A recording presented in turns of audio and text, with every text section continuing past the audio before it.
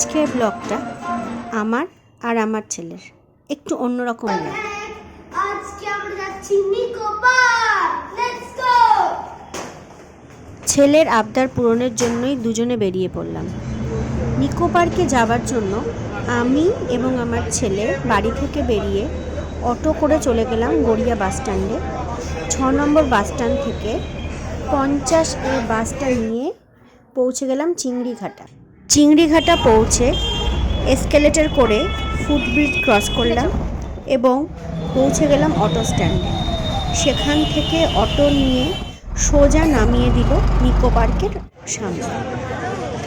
5ই জানুয়ারি পর্যন্ত নিকো পার্কে চলবে উইন্টার কার্নিভাল, আর সেই কারণে নিকো পার্কে কিন্তু বেশ ভিড় রয়েছে, তাই হাতে সময় নিয়ে আসতে হবে। নিকো পার্ক। নিকো পার্কে পৌঁছে তোজো কিন্তু খুব এক্সাইটেড হয়ে গেছে। বুঝতেই পারা যাচ্ছে ওর এক্সপ্রেশন দেখে কতটা ও এক্সাইটেড। আর সাথেই শুরুতেই আমি শেয়ার করে নিলাম নিকো পার্কের ম্যাপটা, যা কিন্তু আমাদের পুরো ঘোরার ক্ষেত্রে ভীষণভাবে কাজে দেবে।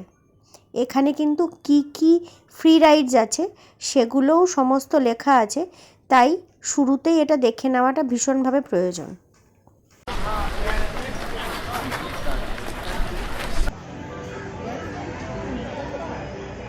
আমাকেই ভয় পাইয়ে দাও না, ফোন গেলে আমি গেলাম।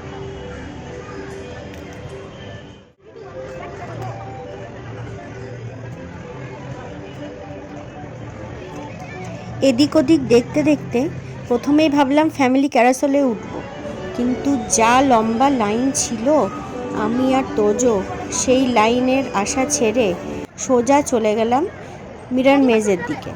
হ্যাঁ, সেখানেও লাইন আছে, তবে অনেকটা কম, তাই আমরা মিরর মেজেই প্রথম ঢুকে পড়লাম। মিরর মেজটা বেশ ইন্টারেস্টিং, বেশ মজা লাগলো। আমরা এদিক ওদিকে ধাক্কা টাক্কা খেয়ে নিয়ে বেশ কিছুক্ষণ ঘুরে এনজয় করে সেখান থেকে বেরিয়ে পড়লাম নতুন কোনো রাইডসের দিকে। তোজো কিন্তু মিরর মেজে বেশ এনজয় করেছে আর খুব মজাও পেয়েছে।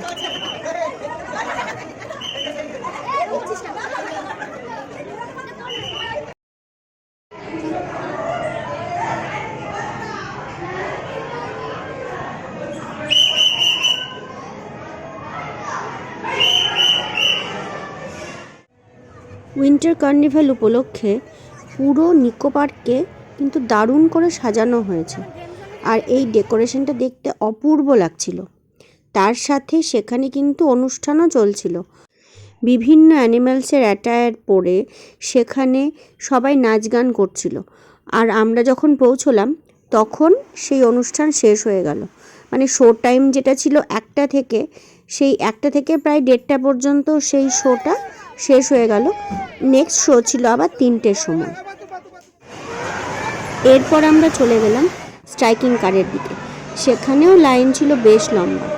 লাইনে অনেকক্ষণ অপেক্ষা করার পরে আমাদের সুযোগ এলো। স্ট্রাইকিং কার এই রাইডটা কিন্তু মা ছেলে আমরা দুজনেই খুব এনজয় করেছি। এখান থেকে বেরিয়ে তার পাশেই আমরা চলে গেলাম বুল রাইডে। বুল রাইডটা শুধুমাত্র তোজোই করেছে।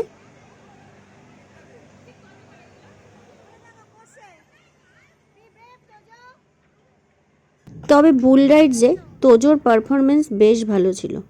যেখানে বড় বড় ছেলেরাও পড়ে যাচ্ছিল, তোজো কিন্তু বেশ অনেকক্ষণই সেই দুষ্টু বুলের ওপরে টিকেছিল।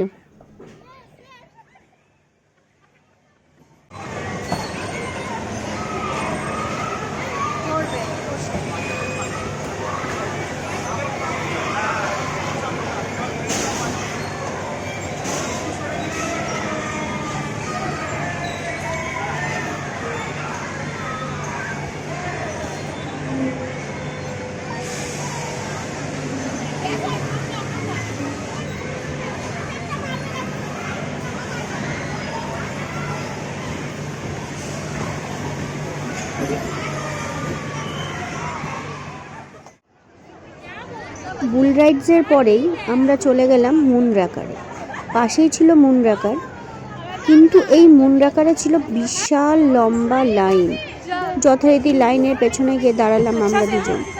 প্রায় 1.25 ঘন্টা মুনরাকার্সের লাইনে দাঁড়ানোর পর অবশেষে আমরা সুযোগ পেলাম এই রাইডে চড়ার। এই রাইডটা ছিল অনেকটা মিনি রোলার কোস্টারের মতো, তবে বেশ আনন্দদায়ক আর খুব একটা স্ক্যারি ছিল না।